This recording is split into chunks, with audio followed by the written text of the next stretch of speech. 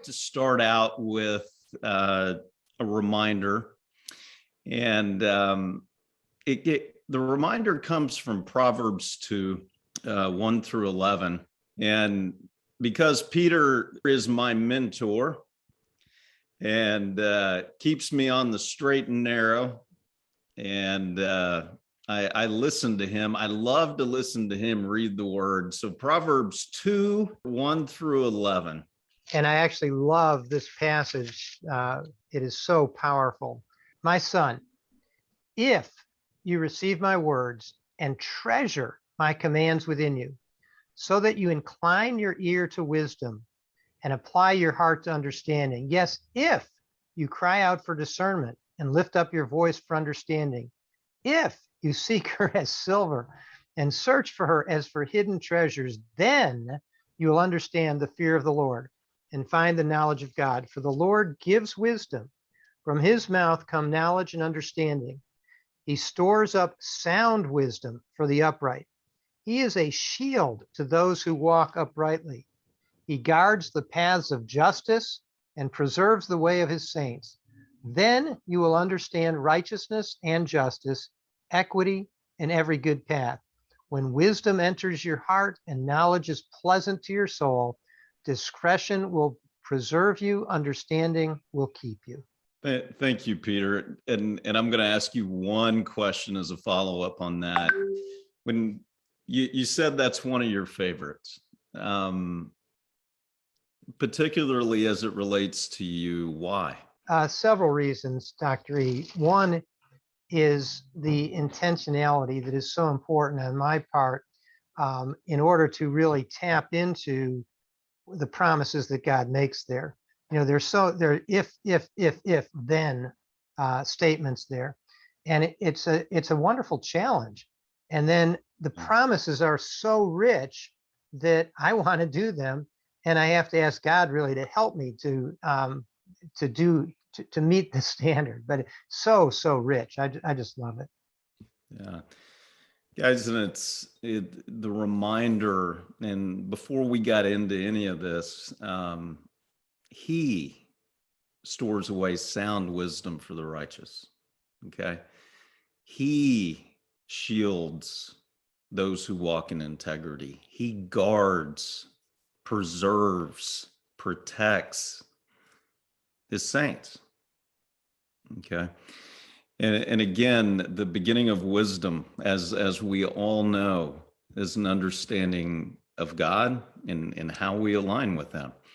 And so as a reminder, I wanted to start out with this. Guys, if you'll go to slide 2, I want to show you where we've been. Week 1, we have crammed in several weeks of content into 3 sessions. And so week 1 is the reminder that Jesus was the most dominant figure in history. His model is solid. His model is perfect. Your model and man's model won't outdo his. And when we see ourselves rightly in light of who he is, that's the starting place.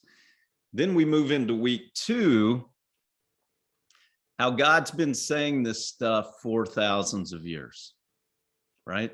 Modern research is proving scripture.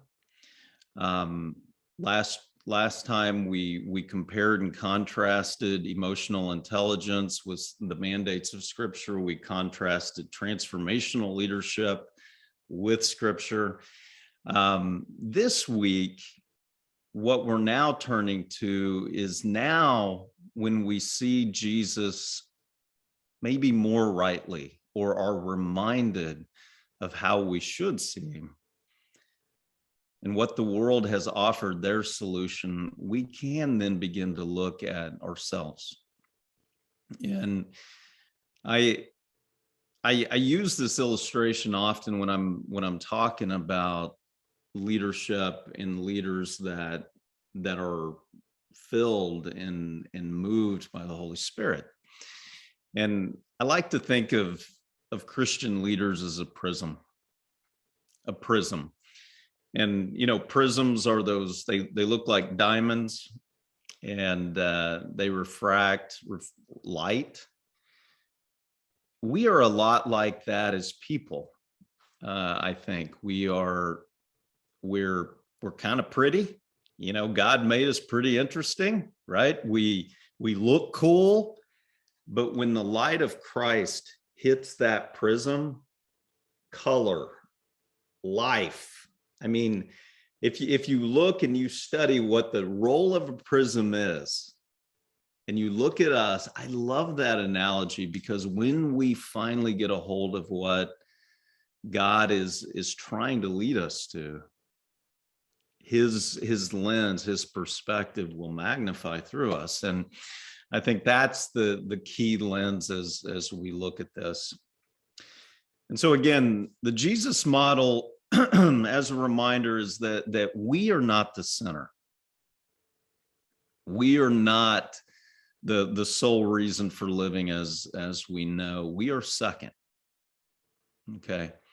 Your playbook's been created, and it's perfect. It's good. And before we talk about any of that, I think it's key that we remind ourselves always of truth and where we come from. So if you guys will jump to slide 3, just as a recap, today's work's going to be a little bit more practical and tangible, but I wanted to set a little bit of a reminder. Okay, remember week 1, we had this acronym PTFAR. Our philosophies and our perceptions drive our thinking. So week 1, we talked about, how do we see God? What comes into our minds when we think about God is the most important thing about us. Why? Because the way that we think, what comes into our minds, is dictated by a perception. It's dictated by a philosophy. Week 1 and 2, we talked about that. And now in week 3, I want to take that a little bit more on the thinking side and drill that down into who you are and how all this lines up. Okay. So again, PTFAR, reminder, the fear of God is the beginning of what? It's the beginning of wisdom. And so again, Proverbs 4:2-3, Proverbs 4:23, above all else, guard your heart, for everything you do flows from it. And another reminder, Luke 6:45, a good man brings good things out of the good stored up in his heart. An evil man brings out evil things that are stored up in his heart. For the mouth speaks what the heart is full of. Okay. So again, there's a progression. Step 1, step 2, step 3. So a reminder of that. So guys, we're going to jump into little week 3. If you'll jump to slide 4, this is a quote from that. This makes some people really uncomfortable, actually. The quote comes from Frederick Buechner, or Buechner. He was a Presbyterian pastor, but I love this quote because he brings together 2 ideas that I think are really, really important when we're looking at purpose and identity and calling. And I want to ask you to think about this quote. The place that God calls you to is the place where your deep gladness and the world's deep hunger meet. The place God calls you to is the place where your deep gladness and the world's deep hunger meet. Now, I've heard from some Christians and other people that this makes them nervous. They don't like this quote. And the reason that I hear is that it's this desire. And I tend to wonder if we've almost eliminated desire and longing and made it bad, right? Those things we want, those things we desire, those things that make us individually come alive. Where did that come from? Where were those desires? Not all desires are good. I get that. But when you think about calling and you think about purpose and you think about what God has destined and planned for you thousands of years ago, do you think he's going to put you into the world without the desire to do what he's called you to do? It seems a little convoluted, and he is a master at managing people. Os Guinness, I enjoy him. Os Guinness, he wrote in his book, Rising to the Call. He has this to say. He said, the great creator alone knows our reason for being and calls us into a life of purpose. As we human beings rise to the call of our creator, we become sub-creators, entering into our own creativity, artistry, entrepreneurship as made in his image, thus adding the rich fruitfulness of the universe. Answering the call of our creator is the ultimate why for living, the highest source of purpose in human existence, because it literally transforms us into entrepreneurs of life. Love that idea.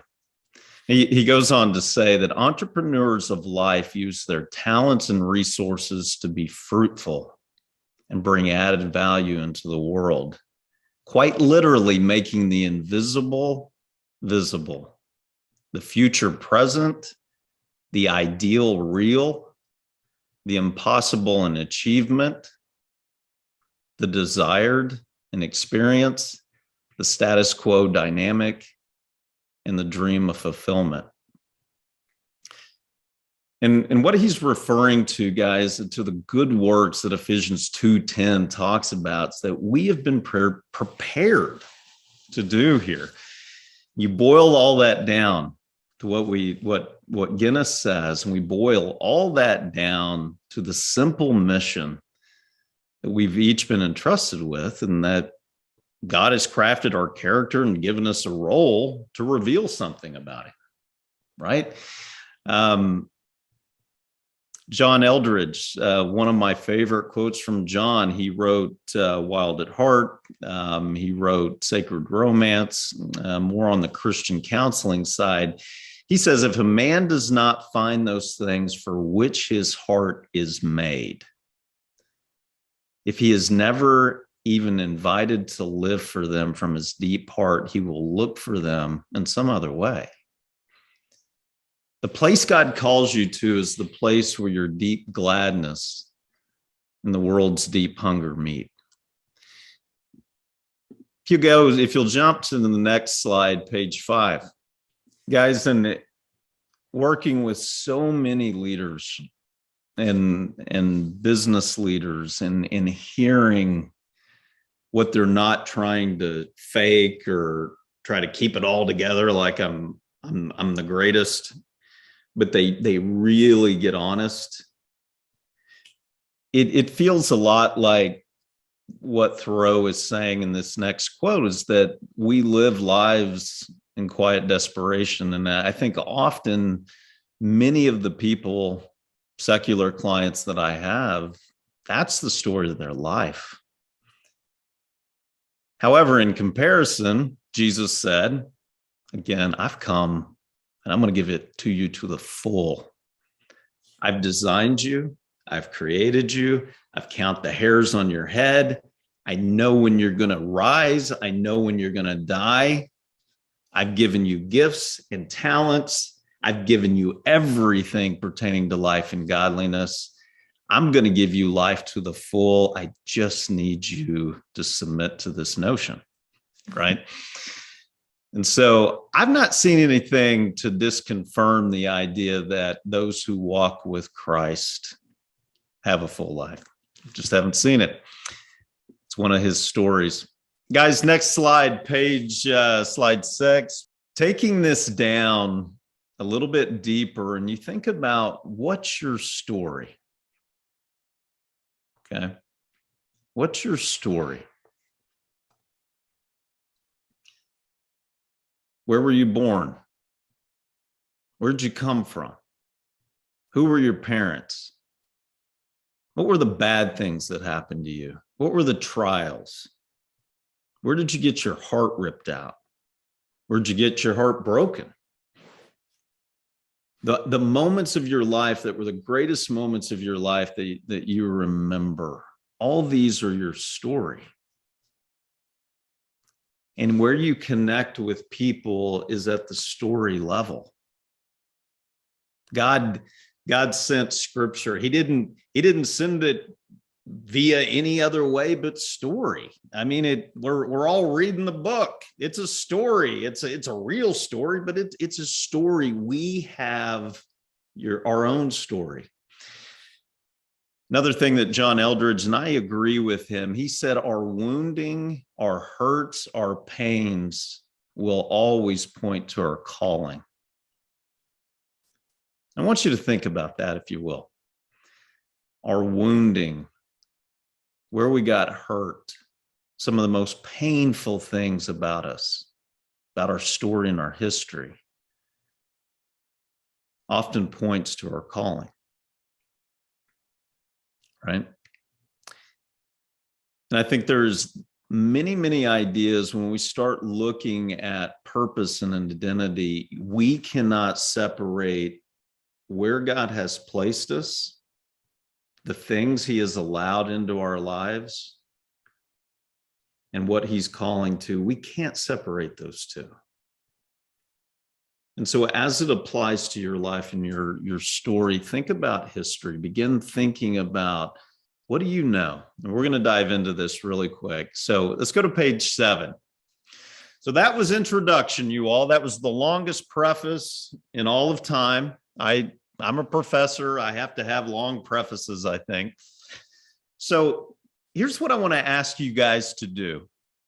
Everything else in this workbook, if you will, that is numbered, by the way, this is for you to kind of take. What I want to do today is explain some of these exercises to you. These are things that in different ways that I use with business clients. Some of them I use with executive leaders who are like, I don't know what I want to do with the second half of my life, right?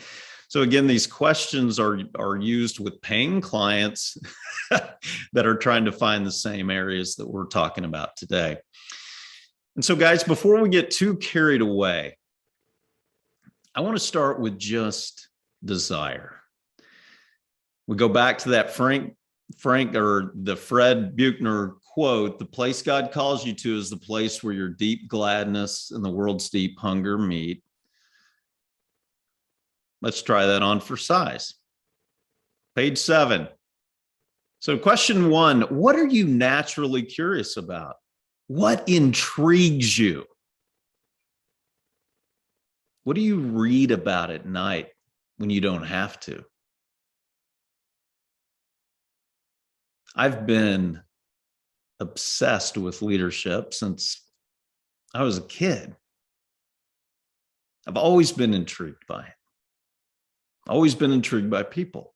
What are you naturally curious about? I'll give you a little bit of time to think about that. I'm just begging you to find 1 or 2 things there, okay? Love what Judith put in the chat. Empowering women and developing leaders. Kaboom. Okay. What would you change about the world? You don't have to write a dissertation. You don't have to write a book on this. What would you change if you could? If you had all the money in the world, what would you go do? If you had all the power, what would you go change? I'd get rid of mean people. That's what I'd do. And I'll tell you, my Eastern African friends, I'll tell you this. What would you change about the world? If any thought comes into your mind and says, that's too big, that is not the Jesus we serve. That's not the God that we serve.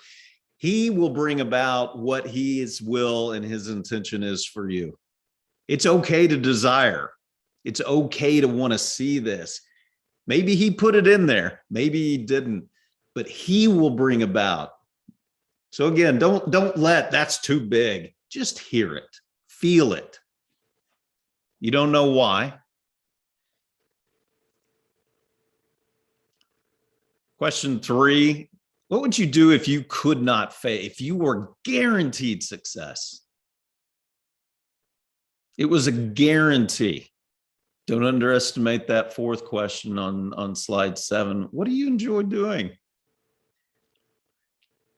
Those of you with parents, or those of you who are parents, can you imagine sitting down with your most beloved child, looking them in the eyes and saying, I'm going to give you a job for the rest of your life that is an exact opposite of what you enjoy.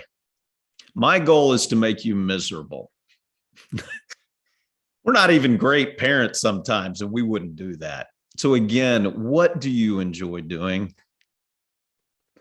It's okay. It's okay to enjoy things. Let's go to slide 8 real quick. Next slide. Next set of questions, I'm gonna run through there. What were the activities or tasks where you felt like, yeah, empowered, excited, you came alive?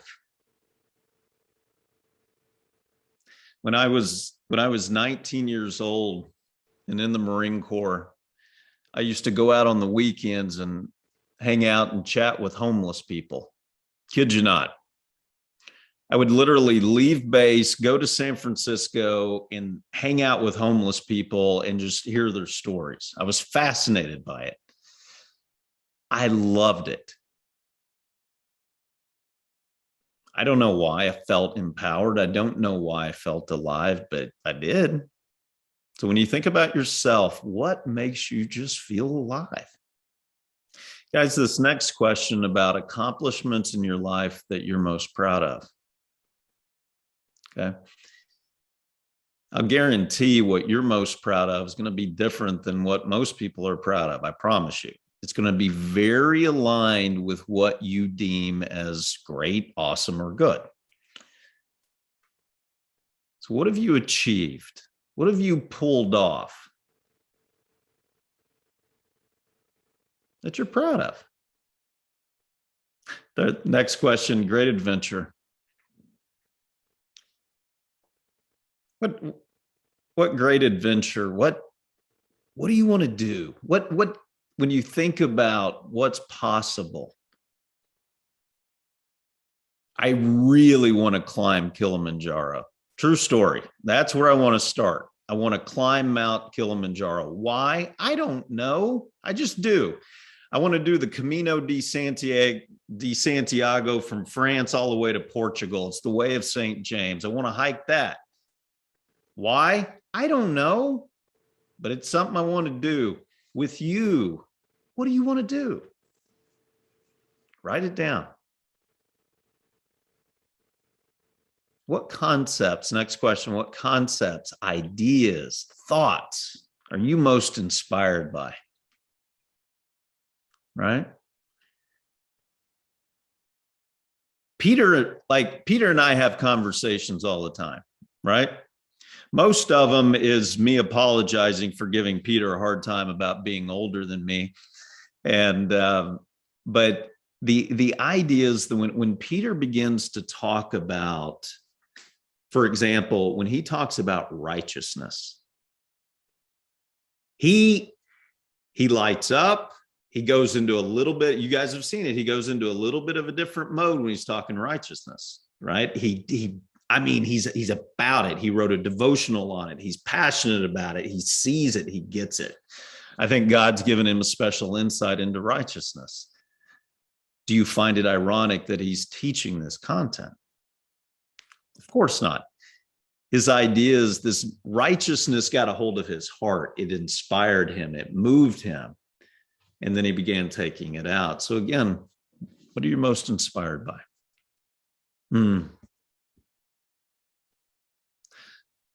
I love that. Dora mentioned global trade on fair terms.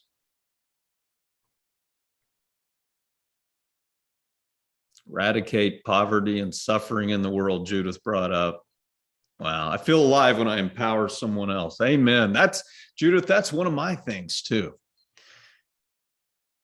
Stephen, eradicate corruption.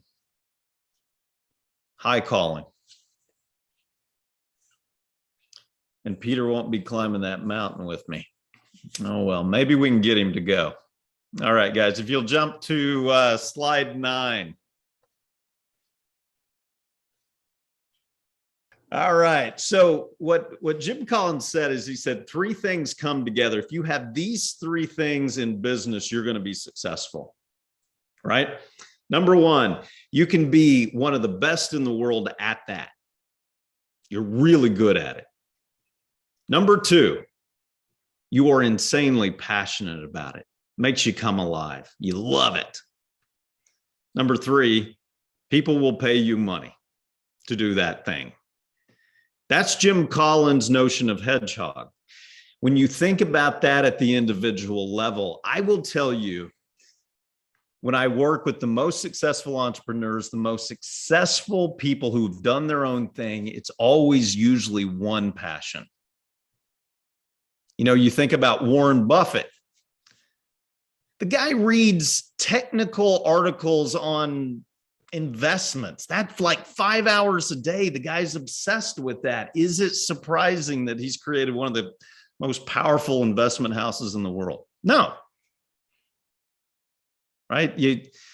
It's endless, the stories about someone who grabs hold of a passion and an obsession. And so again, continue to think about, what is it that comes easily to you? What are you naturally gifted at? Another area that I think is really, really powerful is this idea of, what do people come to talk to you about? No one comes to me and talks about, I need a course on proper behavior. Like, I need to, like, how to handle yourself in a meeting. I'm not going to be that teacher, right? Or no one's going to come to me and talk to me about handyman stuff. Not going to happen. They're going to come talk to me about other things. So what do people come ask your input, your advice, your wisdom for? That's a tell. Again, guys, these are just really quick questions to begin trying to cultivate this, and I'll continue. But before I do that, I want to ask, are there any questions on just the passion identifier slides? Anything at all?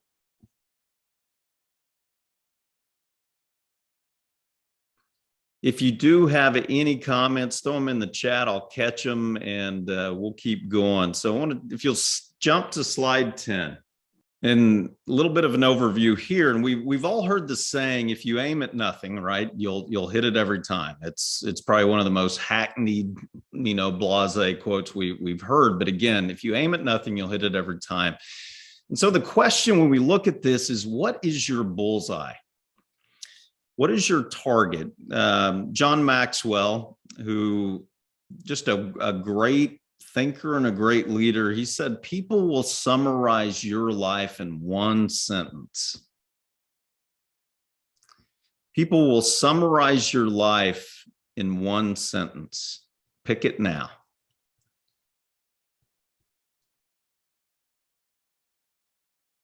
So I want to ask you to do something really ridiculous. If you were given full autonomy to summarize your life in one sentence, statement, what would it be?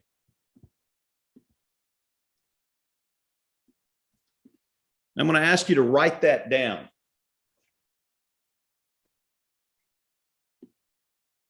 Listen, I've heard many people, when I've asked them to do this, will say, oh my gosh, I don't even know, right? I don't even know where to begin with that statement. Here's a couple things to spur the thought a little bit, okay? Your bullseye is maybe things about what's wrong in the world that you want to make right. things that you want to change, create, improve, remove. It's, it can be the things that make you passionately yell, yes, that's what I want to do. That's what I'm talking about. I saw that passion with Judith when the first time I met Judith in Tulsa, Oklahoma. And I saw her passion about empowering women. I was like, oh my gosh, this woman's on fire. And once you get a hunger like that, I know that people are they're going to explode. Because passion's a very, very powerful a powerful thing. Guys, as you think about that bullseye, that notion of what Maxwell said is people will summarize your life in one sentence. Just some reminders for you as you're thinking through this, and you'll spend more time on this if it's something that you're focused on. A couple things to keep in mind. Guys, your dream, your passion will be uniquely yours. Don't expect everyone to wholeheartedly embrace it. We all have stories about what we feel called or passionate to do, and many people don't think it's a good idea.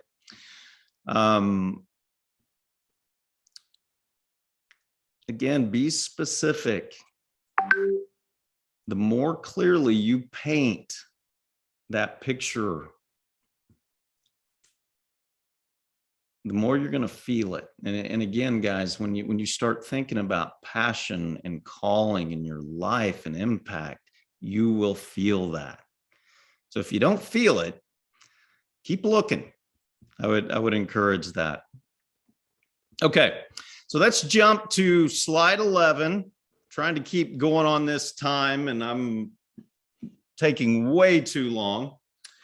And so on slide 11, I want to ask you do you know your top strengths,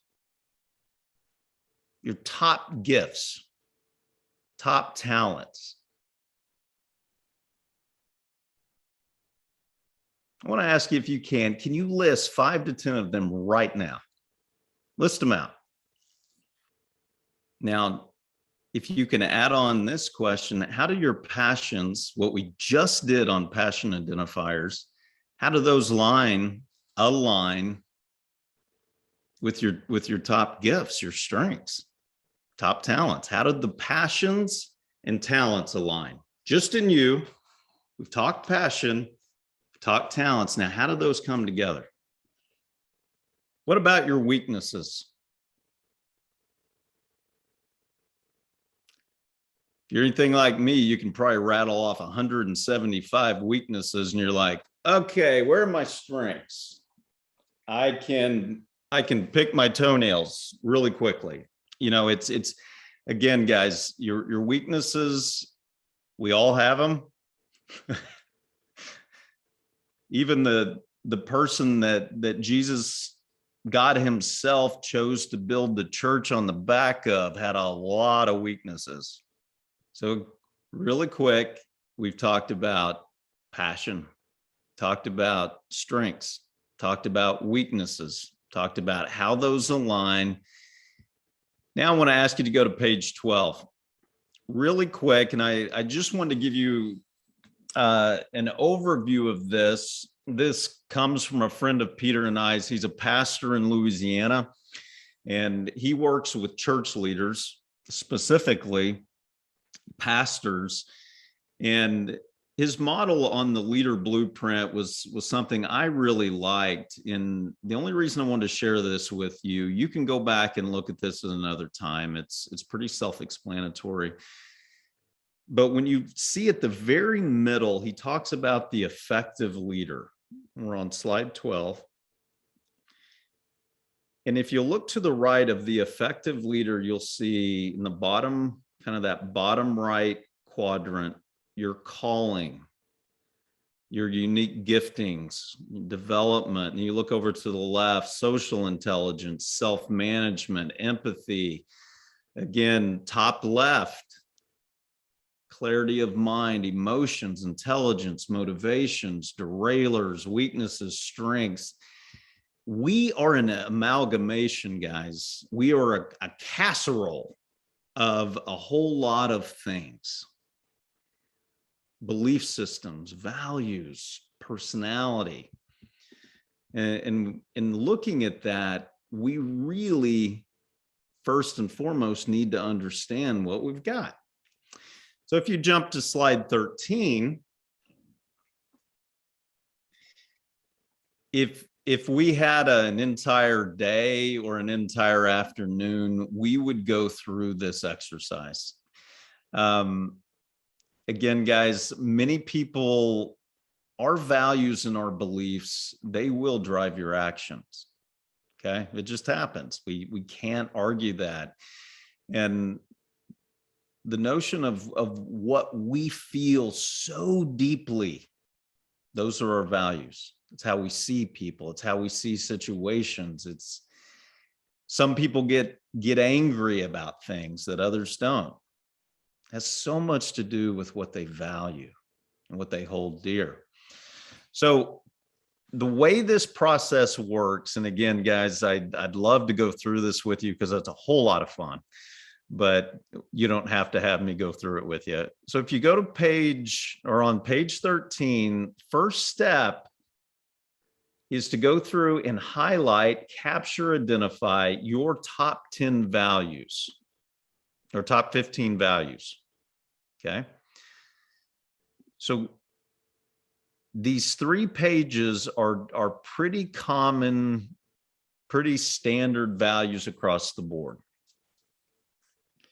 The way that this works is you go through and you pick the top 15. And then say, okay, I'm going to knock my 5. I mean, if I had to knock 5 off or take 5 away, that's what they'd be. And then do that one more time, and then you'll have that down to your top 5 values. I can almost promise you that your list of top 5 values will not look much like most of your people that you're friends with or that you're in a relationship with. These are very specific to you. And so it's really, really important to see and understand that. Any questions on that at all, guys? Now, why do values matter? I'll tell you why. At least from my experience, people will violate what they believe. People will often violate what they know is right. But people rarely break away from their values and what they value. It's almost their lattice. It's almost their structure. They will not deviate from. And so one of the key steps in understanding calling and purpose and identity is what you really care about. Key point. Okay. Slide 17, guys. The work on Myers-Briggs has been an assessment that's been used for years. Statistically, it's statistically valid. The research on this has been top notch. It's been welcomed in the Christian circles. There's nothing theologically unsound, at least, that has been raised with it. So it's a pretty good assessment. What I'd like to do is maybe use me as a really bad example. And I want to show you how to get your score and then interpret these things, okay? And so once you get your 4 letters, okay, you'll be like, I'm an INTJ. I don't know if you've taken it yet, but one of my favorite documents that I've seen as it relates to this is on the next page. And again, this comes from Ken Boa, from Conform to His Image. And in the appendix, he lays out kind of this really nice schematic aligning the Myers-Briggs personality profiles out with some of the tendencies. And so what I did is I went through and I highlighted my particular score. So I'm an I. And so on introversion, you can look down that row, that column for you, and you can see where your preference is, right? I'd rather think about things than maybe take action on them. I like to think, okay? My world is inside, right? Inner world, inspiration, right? So my approach to the Bible, I like to study the Bible alone. I just do, okay? And so you can look at your individual Myers-Briggs score and kind of get some insights into finding spiritual path, okay? Next slide, page 19. Dr. Boa lays out again even more explanation of how our Myers-Briggs score plays into our spiritual journey, right? You look at awareness on page 19 and you look in special temptations and vulnerabilities. I love that row. That's my favorite. Primitive sensuality and psychogenic illness. Just what I wanted to know. Let's go to page 20. ENFJ. Oh, here it is. Her explanation is down at the bottom on the right grouping, the bottom left. Extroverted feeling with intuition. Motivates people, persuasive, natural leader. Yes, yes, yes, yes. I've seen this. I saw it in class. I saw it the minute I saw her. People-centered spiritual orientation. Are you kidding me? Through and through. So this gives you some really neat insights into how you can show up. And then the final slide on page 21, this one's really, I enjoyed this one. I highlighted my NT temperament. So I'm going to be more like Paul, supposedly. NF.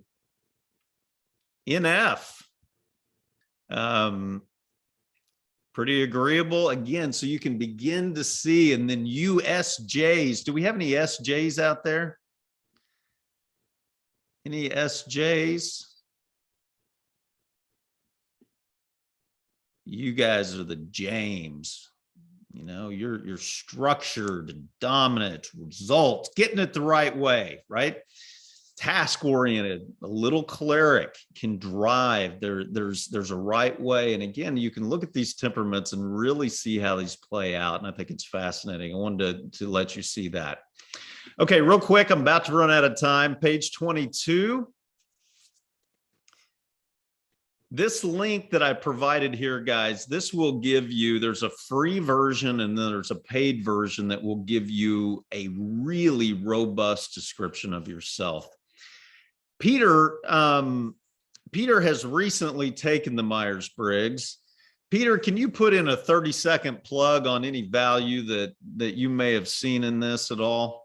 Yeah, just in a word, it was absolutely accurate. And not only from the standpoint of how it, the perspective it showed me about myself, but then you actually forwarded me how you and I would likely relate based upon our results. And as I commented to you, I thought it was almost as though you had written it yourself. They seem so accurate as far as how we would interrelate. It was wonderful, very powerful. Yeah. Guys, if you haven't taken the assessment, I really would. I have my MBA students take the assessment. I have clients take it. Again, it's just the thing that hurts leaders the most. I have not seen anything to discount or contradict this. The thing that hurts leaders the most are the things they don't see. It's their blind spots. This will help bring those to fruition. They'll help bring them up and you can see them more clearly. Page 23, spiritual gifts inventory. If you haven't taken that before, what I'm trying to do here, again, this is another data point. Look at alignment with passion. Look at alignment with what makes you come alive. Look at alignment with Myers-Briggs and your spiritual gifts tendencies. That's going to give you some more insight. Page 24.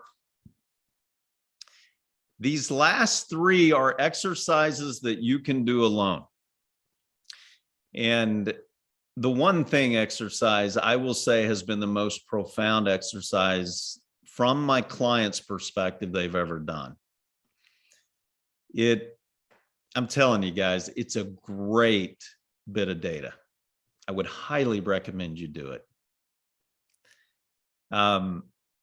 It feels a little bit like a eulogy, because you're going to hear the thing that people see as your greatest gifting and talents.